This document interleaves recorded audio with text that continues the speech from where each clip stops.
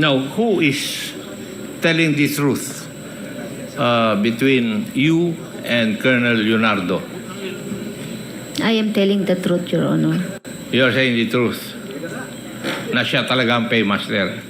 Yes po. Pero hindi mo alam na ang codename niya ay Eagle no tinanong ka ni Juan, ni Hindi. Honorable Rods Gutierrez. Hindi po ako, kasi codename ang ginagamit nung talagang directly involved po. Hindi po kasi ako na, kaya hindi ko alam na Eagle po. Well, alam mo Wala yung mga akong sistema eh. Ako nga, wala ako sa sistema. Alam ko yung codename na yan eh. Di ba? Yes po. Honestly speaking, I didn't know po na Eagle siya. Ang codename po niya. Alam mo, Madam Garma, sabi ni, I learned this from our chairman, si Chairman Ace Barbers. Nabasa na yung paa mo, maligo ka na. Yun ang sabi ni Chairman Barbers. Ang ibig niya sabihin, may alam na kami, nagsabi ka na ng konti, ibuhos mo na, maligo ka na ng todo, sabihin mo na ang buong katotohanan. Kasi, as far as this representation is concerned, hindi mo pa sinasabi lahat.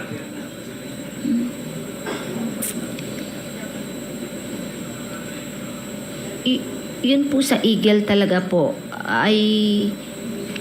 I cannot recall. Hindi ko po alam na siya yung Eagle. Kasi po, code ang ginagamit ng mga nasa ground. But ako, I don't use Eagle. I don't know kung sinong Eagle nga po eh. Now, Sir. you have also stated in your affidavit na yung mga ibang opisyal, hindi naman lahat, na nakaka-deliver, yun ang terminology mo, ay nabibigyan ng reward ni Colonel Leonardo. Do you still cling to that statement of yours? Ang sinasabi ko po, Mr. Chair, hindi po directly binibigay. Sometimes may na-assign na doon idadaan tapos siya magdi-distribute. May ganong setup po na nangyayari. Ibig mo sabihin may ina-assign si Colonel Leonardo na tao para magbigay? Yung ba ang ibig mo sabihin? Hindi ko po alam kung siya nag-assign or may nag-volunteer. I don't know. But what I am aware po is merong doon ibibigay tapos yung officer na yun ang magbibigay dun sa chief of police or whoever is yung may trabaho. Meron pong sistema din po na rekta sa kanya. Tapos irerekta din na ibigay. So it depends po kung ano yung naging arrangement sa kanya. Yun po yung kung yung provincial director ang nag-accomplish o nag-deliver, paano ang paraan para siya ay nabibigyan ng reward?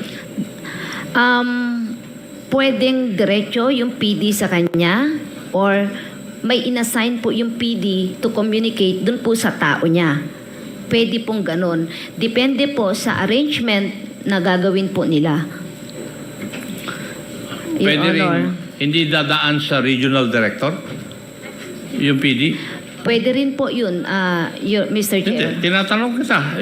May ganun hindi pong yung pwede ang gusto kong sagot eh. Kasi, yun nga yung sinabi ko. Nabasa na nga yung buong paa mo, ayaw mo pang maligo eh. May ganun pong pangyayari po. Pwede po, depende po sa naging arrangement po ng officer sa ground sa kanya. Kasi ang arrangement is siya po nagde-decide eh. Would it be correct, Madam Garma, na si Colonel Leonardo was in charge basically sa mga na-assign na mga magdi-deliver sa CIDG? At si Senator Bato de la Rosa would be in charge doon sa Special Operations Group ng mga regional and provincial offices? Would I be correct? Hindi po eh. Ang alam ko po, kay Sir Leonardo lahat po, diretso. Kanino? Kay Sir Leonardo po lahat diretso. Diretso? Yes, sir. Yung mga nag-claim? Even SOGs po. Ang Kay pagkakaalam Colonel ko Leonardo po. lahat tumidiretso? Opo. Or meron po na dedicate na officer na dun ipadaan yung pera, tapos siya magdi-distribute. And you stand by that Yun. on your honor. Yes, Mr. Chair. Yes. Now, Colonel Patay, Yes, Mr. Chair. ikaw ba ay nakakobra? Wala po, Mr. Chair. Sa MOA lang po ako at saka sa PADS, Mr. Chair. Kasi marami pong personnel sa Season 6 sumabot ng mula 300 hanggang 600. So, 1,390 po yung ano namin. Wala po akong ano doon, Mr. Chair. No. Wala po akong natatanggap doon, Mr. Chair. Doon sa mga napatay dito sa Quezon City. Wala po, Mr. Chair. So, what you're trying to tell us is Madam Garma is the one lying. Hindi ko po alam yung ganun, Mr. Chair. Ganun, yung mga schemes na ganun. Galing mo. Kasi po, Mr. Chair, di ba po ako nasa ng Davao City, Mr. Chair? Hindi porket hindi ka na-assign sa Davao City, hindi mo alam yung scheme na yan. It's not logical. Di ba? Bakit ako? Hindi ako na-assign sa Davao, pero alam ko na ngayon. No, following your logic, Colonel Patay. Mr. Chair, ngayon ko lang rin narinig yung mga ganyan na nag-confirm si Colonel Garma. Isang conclusion lang yung nangyari. Di ba, Colonel Pitalyo? Nabukulan. Sir. Di ba? Doon sa linggo ninyo, Yes, sir. nabukulan. Parehas kami siya ni Colonel Patay. Na nabukulan ka rin. Yes, sir. How about you, Colonel Grijaldo? Nabukulan ka rin?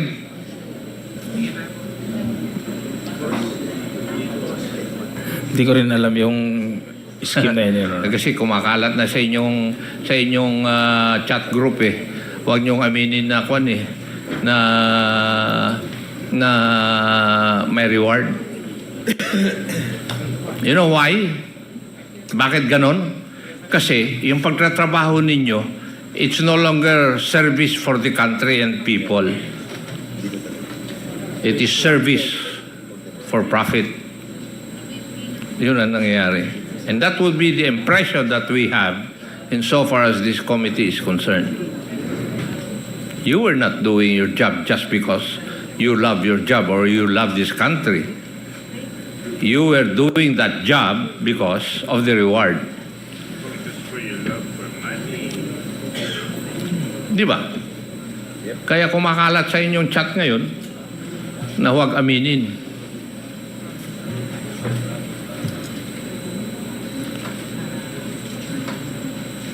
Pero mas naniniwala na ako ngayon kasi sa inyo kay Madam Garma. Kasi at stake na yung buhay niya eh. Kayo, nandiyan pa kayo. Naka-uniforme, may baril sa tagiliran. But in the case of Madam Garma, tama yung sabi niya kanina. Takot na siya. Marami pong salamat, Mr. Chair. Thank you, Congressman Akop.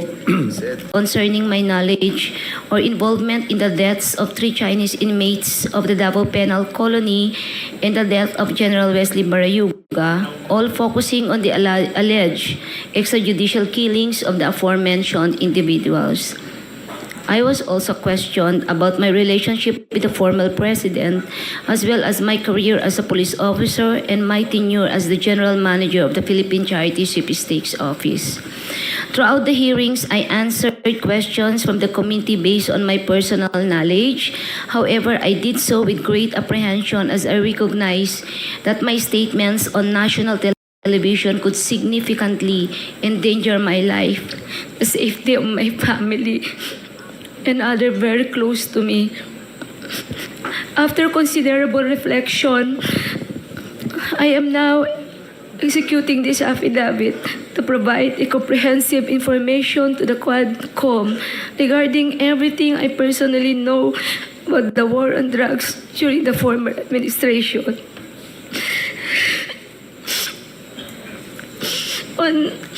On May 2026, I received a call from the President, Rodrigo Roa Duterte, at approximately 5 a.m., instructing me to meet him at his residence in Doña Luisa, Davao City. I was already acquainted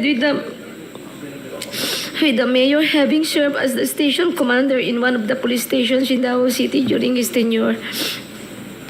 During our meeting, he requested that I will locate a PNP officer or operative who is a member of the Iglesia ni Cristo, indicating that he needed someone capable of implementing the war on drugs on a national level, replicating the Davao model.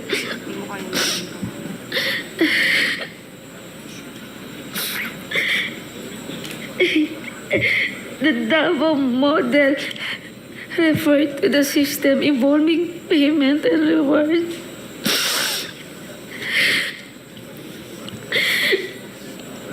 The Davao model involves 3 levels of payment of rewards. First is the reward if the suspect is killed. Second, if is the funding of planned operations. And the third is the refund of operational expenses. Colonel Garma, can you speak louder? I'm sorry, speak closer to the microphone.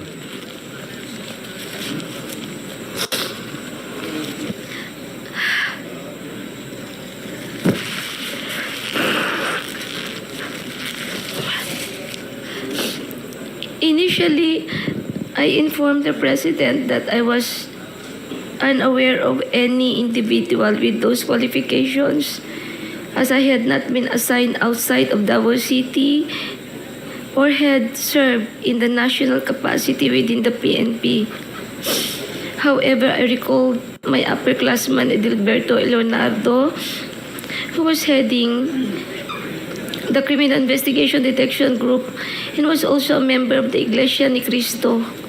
I mentioned his name to the President.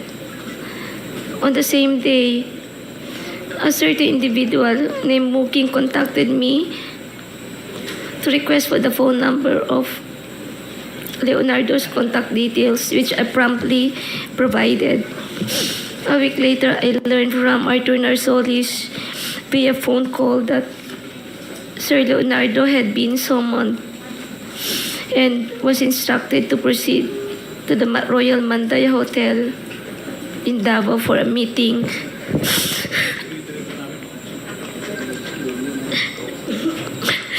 Leonardo informed me later that he stayed at the hotel for almost 3 days, during which the President directed him to organize, according to Sir Leonardo, a task force which he understood as PAOK-TF. When Leonardo relayed this information, urged me to join the task force, I declined first, citing my lack of experience in handling said operations.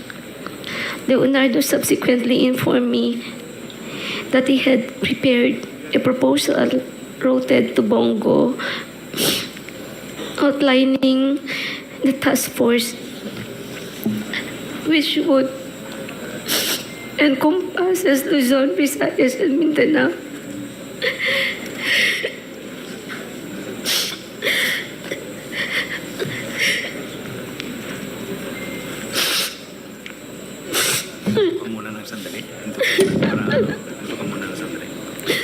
I am afraid of my life, Mr. Chair, and the life of my relatives and my friends and classmates.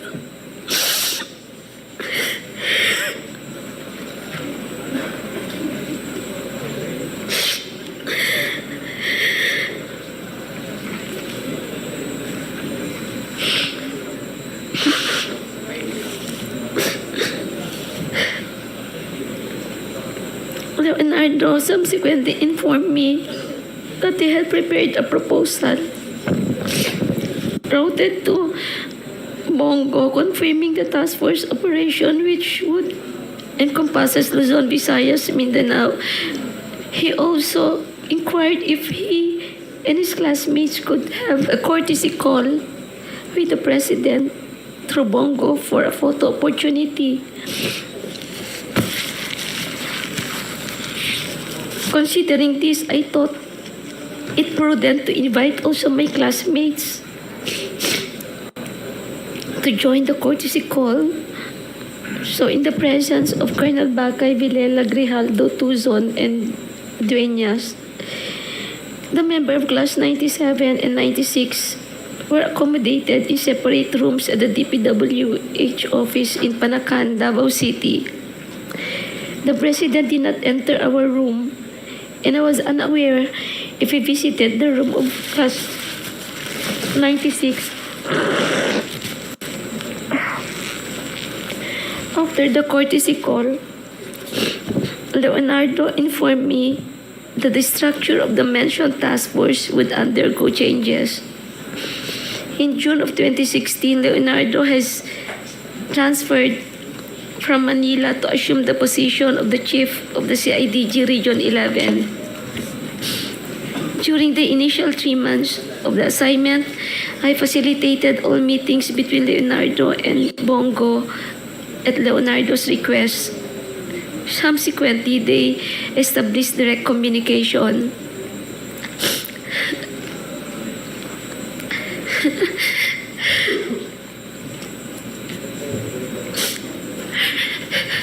Leonardo informed me that he had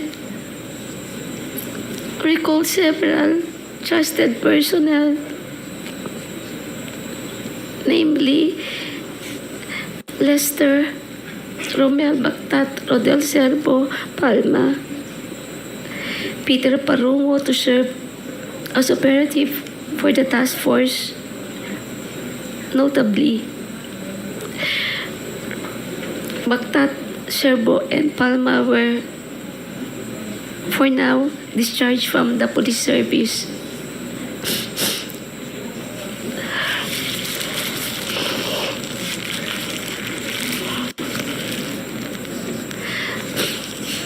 Romel Bactat, Serbo, Palma were all former police officers stationed at the CIDG 11 office.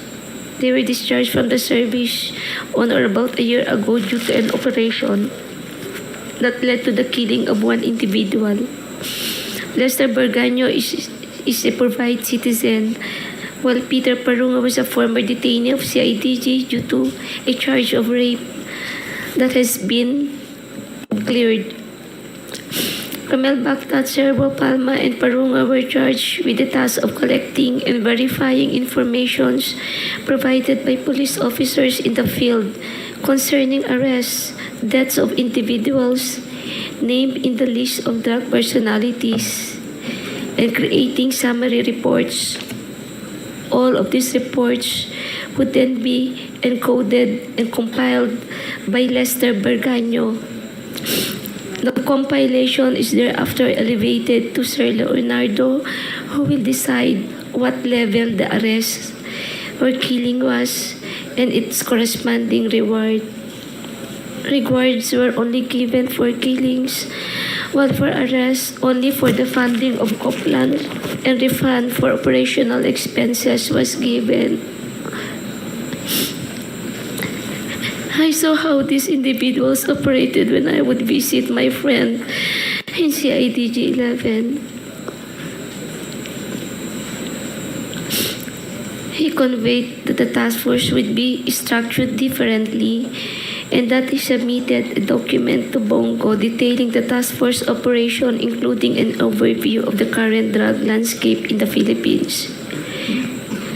I was informed that the drug structure originated from Bucor, where numerous drug lords are currently incarcerated, and that it has 3 branches, Luzon, Visayas, and Mindanao, with Peter Lim involved in the Visayas region. Once the task force became operational, I later learned that all Copland's funds, refunds for operational expenses, and rewards for agents were processed through the account of Peter Parungo. Currently, Lester Berganyo maintained a comprehensive list of the drug personalities of the Philippines. Leonardo conducted briefings for all PIDEA, IG regional directors, and PNP chiefs regarding the drug situation. Additionally, if any individual died during police operations, Leonardo will report the incidents to Bongo for inclusion in the weekly report and request for refunds of operational expenses. Leonardo had final authority to determine who would be included in the list of drug personalities and to classify their threat level, as well as the discretion to remove individuals from the list.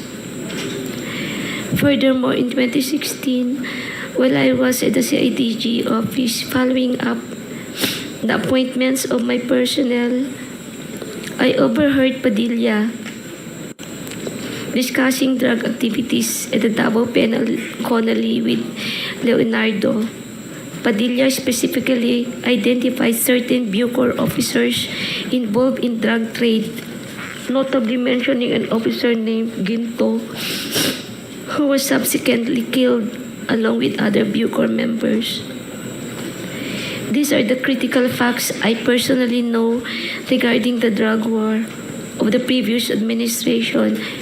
I am prepared to provide additional details and information in a supplemental affidavit or during an executive session at the discretion of the committee. I affirm the truthfulness and accuracy of the above statements to assist in the investigation by the Joint Committee, Your Honors.